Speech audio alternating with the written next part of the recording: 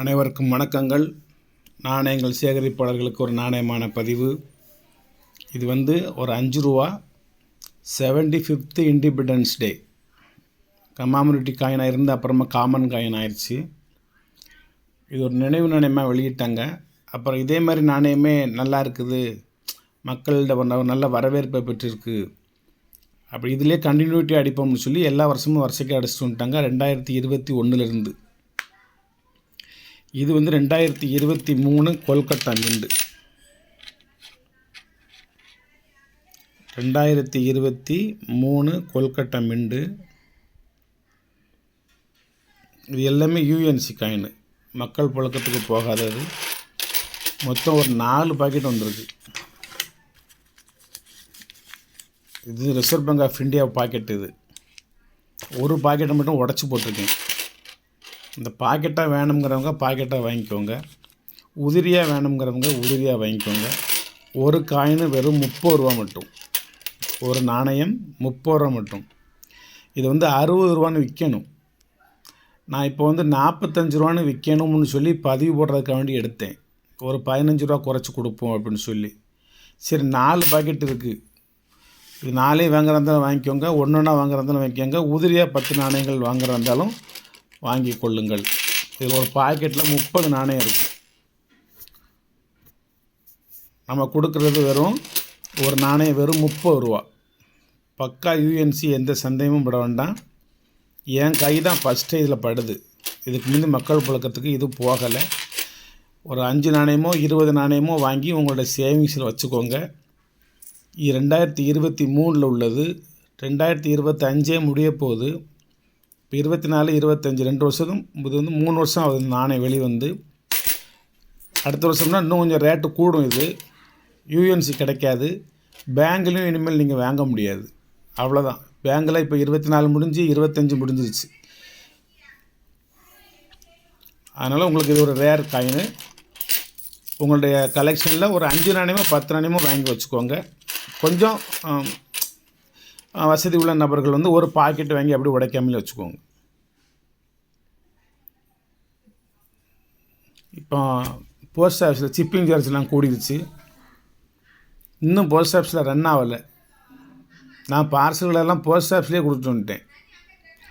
எப்போ உங்களுக்கு online work ஆகுதோ அப்போ ஃபஸ்ட்டாக எனக்குள்ள தான் போட்டுட்டு எனக்கு ரிசிப்ட் கொடுத்துருங்க, என் நம்பருக்கு வாட்ஸ்அப்பில் அனுப்பிச்சாலே போதும் அப்படின்னு சொல்லி பணமும் கொடுத்து பார்சலையும் கொடுத்து வந்துட்டேன். நேற்று வரைக்கும் அது டிஸ்பேட்ச் ஆகலை. அந்த தபால் ஊழியர் நேற்று மாலை சந்தித்து கேட்டேன், இன்னும் ஆகலை சார், ஒர்க் ஆகலை, ரொம்ப லேட்டாகுது. இப்போ முன்ன இருந்ததை விட இப்போ கொஞ்சம் 20 ரூபா 30 ரூபா கூட வருது ஒவ்வொரு பார்சலுக்கும் அப்படின்னு சொல்லி சொன்னார்.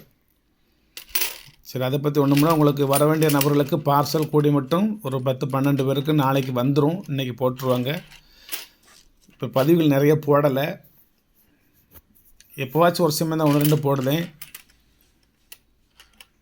உதவிக்கு யாரேன்ட்டு இருந்தால் வாங்க. நீங்கள் ஒரு வார்டு கொட்டி கிடக்கு. பதிவு சும்மா எடுத்தோம் கவிழ்த்தோம்னு பதிவு போடுறதுக்கு நான் விரும்பலை. ஒரு பதிவு போட்டாலும் அதை தெளிவாக போடணும், அதனுடைய விவரங்களை சொல்லி போடணும். அதை வாங்குகிற நபர்களுக்கு நண்பர்களுக்கு அதை ஒரு பலனுள்ள வகையில் அதை அமையணும். அப்படி தான் நான் என்னுடைய எண்ணங்கள் அப்படி தான் ரெடி பண்ணி போடுவேன். நான் அந்த ரெடி பண்ணுற நேரத்திலே என்னால் அந்த காயின்களுக்கு ஈக்குவலான பணத்தை என்னால் ஈட்ட முடியும், சம்பாத்தியம் பண்ண முடியும். நான் அதை விரும்பலை. என்கிட்ட இருக்கிற வாங்குகிற ஒவ்வொரு கலெக்ஷன்லேயும் என்னோடய உழைப்பு தெரியணும், அதில் என்னோடய முயற்சி தெரியணும், என்னுடைய திருப்தி தெரியணும். திருப்தி. சரி, ரைட்டு. மற்றவங்க 1000 கொடுக்குறாங்க சார், நீங்கள் 1100 கொடுக்குறீங்க. ஆமாம், 100 ரூபா கூட தான் இருக்குது, என்ன செய்ய. அதே 1000 ரூபாய்க்கு நானும் தரவா? பாதி காயின் உங்களுக்கு தெளிவு இருக்காது, கருப்படிச்சிரும், டேமேஜ் இருக்கும், பிரிண்டெல்லாம் அழிஞ்சிருக்கும். நான் அதெல்லாம் எடுத்துட்டு அதெல்லாம் தனியாக கடைகளில் கொடுத்துருவேன், சும்மா அதே ரேட்டுக்கே கொடுத்துருவேன்.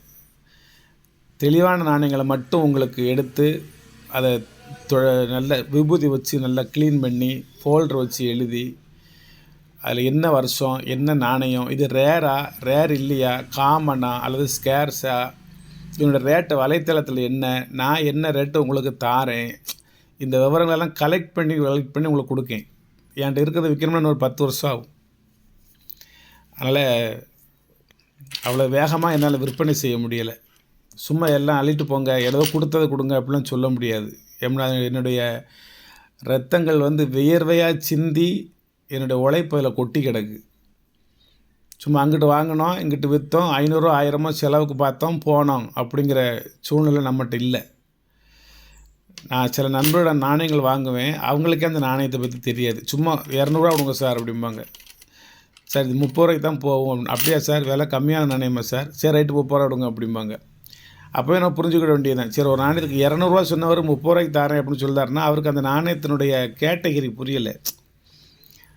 இப்போ நம்ம வந்து அவருக்கு நம்ம சொல்லிக் கொடுக்க வேண்டியிருக்கு. ஆனால் அவர்கிட்ட காயின்ஸ் இருக்குது, நிறைய இருக்குது, கலெக்ட் பண்ணி வச்சுருக்காரு. என்ன விவரம்னே தெரியாமலே வச்சுருக்காரு.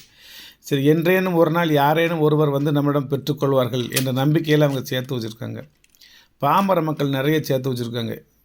காப்பர் நாணயங்களில் பூரா எது ரேரு, மின்ட்னா என்ன அப்படின்னு கேட்குற நண்பர்கள் இருக்காங்க. நான் அன்றைக்கி போய் ஒருத்தர் ஒரு 5000க்கு வாங்கிட்டு வந்தேன். என்ன சார் 5000 கொடுக்குறீங்க அப்படின்னு. சார் நான் எடுத்துக்கிறது 10,000 எடுத்துருக்கேன், ஆனால் உங்களுக்கு 5000 தாரேன். அப்படியா சார், இதுவே எனக்கு ரொம்ப அதிகம் சார் அப்படின்னு. அது வந்து ஒரு 1000 தருவீங்கன்னு எதிர்பார்த்தேன் அப்படின்னு. என்னது நாணயத்தில் முக்கியமான அந்த மின்ட் இருக்குது, அது எனக்கு தான் தெரியும், அவருக்கு தெரியலை அதை. அப்போ நான் சொன்னேன், இந்த மின்ட்டெல்லாம் கொஞ்சம் ரேர் சார், கொஞ்சம் காசு அதிகம் அப்படின்னு. அப்படியா, எனக்கு தெரியாது சார், நான் ஏதோ கிடைக்கிறத சேர்த்து வைக்கிறேன் அப்படின்னு. இதுமாதிரி பாமர்கள்ட்ட நிறைய இருக்கும். நம்ம அவங்கள்ட்ட ஏமாற்றி வாங்கிட்டு வர வேண்டாம். அந்த விவரத்தை புறம் சொல்லி இந்தாங்க கூட 1000 வச்சுக்கோங்க, உங்கள்கிட்ட கலெக்ஷன் மென்மேலும் வளரட்டும், நீங்கள் இந்த ஆர்வத்திலிருந்து மாறுபட்டு போயிடக்கூடாது. இது எல்லோரும் இதை செய்ய முடியாது. ஏதேனும் ஒன்றை சேகரிக்கணும் என்கின்ற ஆர்வம் உங்கள் மனசில் இருக்குது பார்த்தீங்களா, இந்த எண்ணம் உங்கள் மனசில் தோன்றியிருக்கு பார்த்தீங்களா, அதுவே பெரிய விஷயம் அப்படின்னு சொல்லி அவர்கிட்ட ஒரு நட்பு ரீதியாக பேசிட்டு வந்தேன். சிறுவில்லிபுத்தூர் பக்கத்தில் இருக்கிறார் அது நண்பர். டீ கல்லுப்பட்டி இருக்குல்ல மதுரை பக்கத்தில், அந்த ஊரில் அவர்லாம் நிறைய ரேர் காயின்ஸ் எனக்கு கொடுத்துருக்காரு. ஆனால் அவர் நாணயத்தை பற்றி லெஜெண்டு. சார் இது ரேர் இல்லை, இது காமன், இது கிளாக் வைஸ், இது அந்த எரர், இது இந்த எரர்னு சொல்லி ஒரு டாக்டரேட் பட்ட வாங்கலாம். அவர் பேர் முருகன், டாக்டரேட் பட்ட வாங்கலாம். அந்த அளவுக்கு நாலேஜ் இருக்குது இந்த நாணயங்கள் சம்பந்தமாக. நிறைய கிளாக் வைஸ்லாம் ஏகப்பட்டதை வச்சுருக்காரு.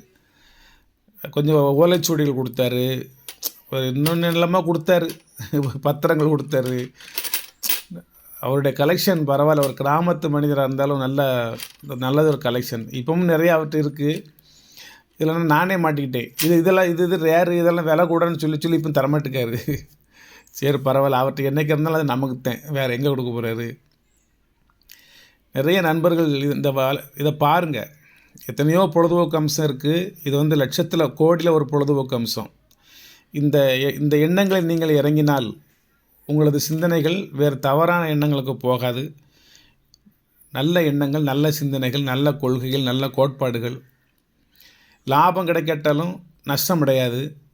இந்த 5 ரூபா காயின் 30 ரூபாய்க்கு போகாட்டாலும் 5 ரூபாய்க்கு போகும். அதனால் இதை நீங்கள் தைரியமாக செயல்படுத்தலாம், நடைமுறைப்படுத்தலாம், மேற்கொள்ளலாம். அதனால் நாணயங்களை சேகரிங்க, நாணயமாக வாழுங்க, நாணயத்தோடு பேசுங்க. நல்ல மனிதர்களாக வாழ்வதற்கு அனைவருமே முயற்சி செய்வோம். நானும் சேர்ந்து தான். வாழ்த்துக்கள் நண்பர்களே, வாழ்த்துக்கள். சப்ஸ்கிரைப் பண்ணுங்கள், ஷேர் பண்ணுங்கள், லைக் பண்ணுங்கள், கமெண்ட் பண்ணுங்கள்.